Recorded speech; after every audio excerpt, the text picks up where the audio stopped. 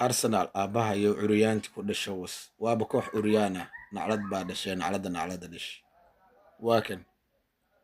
إلهي كوجود ديرشي واكن أرسنال أساسا كدعادة سند والبملحيس كوب والبملحيس ساس منقبتها أرتيتا مدحي نا الله أباه كويال دو فارتي كل شوس واكن وفلي دلي ها وفلي ما أهان انترتما ما أهان من اسكو كالسون ما أهان مد حدقيسة آمنة ساسوا قلداتك وين أرسنال هيست وأرتيتا أرسنال حدقيه هذا ويفي عيهن بروبلمك أرسنال هيست وأرتيتا وحكى لما هي منها مدحي أرتيتا مدحي كوحدا نودا مدحي اوت أرتيتا اوت معلم ما أهن من سيتي أنا وقلا دي والا نقو قادي نين كان نقو قادي وا فلي نين فلي أنا ماركتي وليس يقول مقارب تيرينري مرة شيء نين كان مركو إيمانا هنري وعوده أرتيتا وليس كوب أرسنال وما قاده دا كوب وين أرسنال وما قاده دون من أهانو دا نين قولستا وحاسكو أغان كرتاو دا وانين فلي warkii hadda wuu soo baxay sanadkii shanaad aasaas nooga dhammaaday anagoo weli malxiisayaal ah aroosada galbina wax lacag ah ka qaadanin wax horumaraha aan ku samaynin sanad walbana lacagta saas suuqa ugu fardhina sababtaas id og ma lahan maamulka Arsenal sababta Arteta ay ku haystaan iyo wax ay ka rabaan iyo wax uu soo kordhinayo inta ba ana mashii kara adna mashii kartid madaxay waa inuu kooxdan ka tagaa qaladaadka qof walba oo daawanaya ha ahaada Arsenal fan ama yuusan ahaan wuu arkaa garoonka waxa ka dhex socda wuu arkaa laakiin ma ahan nin khamaarayo ma ahan oo xidigaha da'yarta aaminaya oo ku kalsoon oo awoodooda iyo tayadooda uu baroogeyn kara ma ahan xalay Champions League waxaa naga reebay Mikel Arteta hubaal sababtuna waxay tahay kooxda waxaa jooga xidiga gaajaysan oo baahi haysa kuwaas oo keedka hal sano sidooda u fadhiyaan qof walba og Martinelli waa la arkay xalay wax dhaqaaq ah ma lahayn wax weerar ah ma lahayn wax pressure oo si kooxda saaray ma lahayn Arteta madaxiina wuu iska daawanaa u soo laaban geedkan lugaha qolocan Martin Odegaard la dhahay attacking midfielder waa inuu leeyahay Arteta bisana dhahay mana ahan wax uu attacking midfielder uu ka og yahay ma lahan waa bugle weyn waa warning attacking midfielder ka ciyaaraya kulan walba oo hal kulan oo kamid ah isoo muujinayn hal kulan kamid ah hal kubad oo xaday uu shan gaarsin karin xidigaha weerarka ka ciyaar hal kulan oo kamid ah hal gool aan saxin karin hal kulan oo kamid ah bandhig ajiiba sameyn karin hal kulan oo kamid ah kubad qiibin karin Martin Odegaard wuxuu ka haystaa Arteta ninkan kan ciyaaryahan ma waxaa fadhiyay booskiisa xidig da'yar ah oo isoo muujin kara Edward Nwari kooxdu fadhiyay akademiga waa laacib farta ka xiran darbadiisa badan tahay weerarkiisa iyo pressurekiisa zaid yahay haddii uu xalay ciyaari lahaan kooxdaas wax badan oo u qaban lahaa kooxda naga soo horjeedana pressure badan oo saari lahaa laakiin Arteta ma sameynin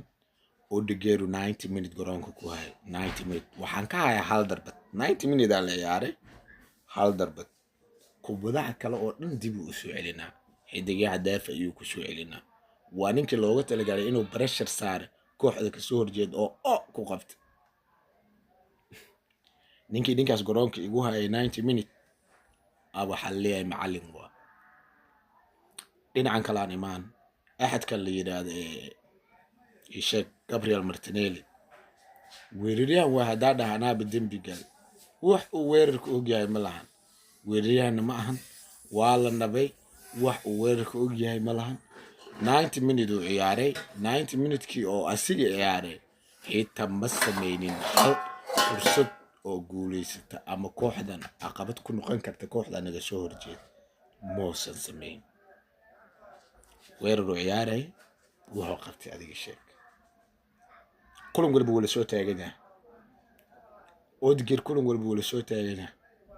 Mikel Merino xalay wax uu ciyaaray ma lahan asiga xitaa xidigaha magacuyaalku ku jiray sagaala loo dirsaday defensive midfielder uu ka ciyaaray shaqadii loo dirsaday maahan oo aaw marka macallinkii dhihi lahaa ani shaqadaas kuma dirsanay ee shaqada ku dirsaday iyo qaba ord intaas hata ma garta Arteta madaxii na Allah abaa ku yaal intaas hata ma garta kooxda waxaa jooga xidiga da'yar ah inuu aamino oo fursad siiyo oo dadkan kubadda waxba ka qabanayn oo shaqo ka lahayn inuu iska fadhiisiyo maxaa u diiday Mikel Arteta lacag sanad walba suuqa qashin amal ugu fardhiya war Arsenal hadda fiiri Yokeres ay raadinaysa Nico Williams ay raadinay war Messi iyo Ronaldo ha keenta yaa hogaami meesha ma joogo Mikel Arteta ma joogo geedkan lugaha qoloocon oo waxaa kaftan looga dhigay Martin Odegaard la dhahay wax ku wata iyo sababta u wata anay ma garan nin walba Arsenal hadduu imaado lacag walba suuqa la gelay Arteta intuu macallin yahay Arsenal wax ma keento waxna ma keeni doonto ee qoro warkaan waa nin fulaya waa nin qamaartanka u yaqaanin kubaddu agti waa qamaar waa lagu qamaaraa kaada ugu fiican habeenkay ka jiifta aa la bedelaa waxaa la keenaa kaada ugu xun kan kooxda ugu xun aa la keenaa qofkii xasuusta Jordan Klopp hadda ka hor Champions League waxa ku qaaday qof walba og saddex weerar oo qatarta badnaa iyadoo ka dhaawacmeen wuxuu isticmaalay xidiga keedle ah oo damiinin ah waxba aqoonin oo qof walba uu ogyahay oo Origi iyo Giroud intaas uu ku soo tuurtay Champions League madaxooda ay u qaadeen lugahooda ay u qaadeen iiga u qaaday kooxdii weyneed oo adkeed awood badneed keelidaas loogu dilay taasi waxaa la dhahaa qamaar laakiin macallin qamaar ah meesha ma joogo Sterling wuxuu yahay Trossard wuxuu yahay ay ku badanaa fadhiyo in weeriya joogo wuxuu yahay oo wax fadhiyo dhan wuxuu yahay Arteta way u xun yihiin yani ma Martinelli ka fiican Lisandro Trossard ma Martinelli ka fiican Edward Inweri ma ka fiican geedkan lugaha qoloocon oo la dhaxay Martin Odegaard ka fiican taasi waa cilmiga Arteta iyo tayada Arteta u rabo shakiisi waxa waay mataqaana warneew adaa ku aqaana garoonkan adaa ku geli wax ka keen ama ha ka keenin joog joodariyo badhigtay ninkii dadka saas laay garoonka joodariya u yaal waa dad iska jiif kubaddu ma imaan shaqada kama laha Arteta wuxuu leeyahay niyo adaa ku aqaanaay meesha aday ku xireysantahay qof kale meesha ma imaan karo waxaad awoodid tayada deeday samee marka koox saas looga ciyaarayo goorma sanad walba u fiirsi weeraryahan raadina waxa soo qaadanaa daafac balaayo kooxda suuq waxay ka raadinay weeraryahan haddana suuq markuu xirmira waxay soo qaadanay daafac ama qadac inaysan Arsenal hore u socon taaska ogow ninkan kooxda hadda la keenay Andre Berto waa inuu buriyaa Arteta haddii kooxdan horumar uu la rabo Arteta waa inuu baxaa number 1 kadib macallin xidigaha uu rabo soo xulanayo suuqna ku xulanayo waa in la keenaa aad bad u mahadsantihiin Arsenal family Gunners waana ahaan doonaa Arteta madaxii dartiisana Arsenal uguma tagi karin marka mar walba waxaa leenahay Arsenal up guushana way imaanay laakiin Arteta madaxii guulka ma sugooy inta ila midka fartaha taagan oo igu fikirka ah oo Arteta inuusan dad ahayn oo inuusan wax Arsenal u keeni doonin khubo fartaha taagan madaxii waa madaxii noo dhaaf kooxda dhe Arteta madaxiina dhaaf noo dhaaf Arsenal naga tagdhe kooxda akaana sanana dhaaf Arteta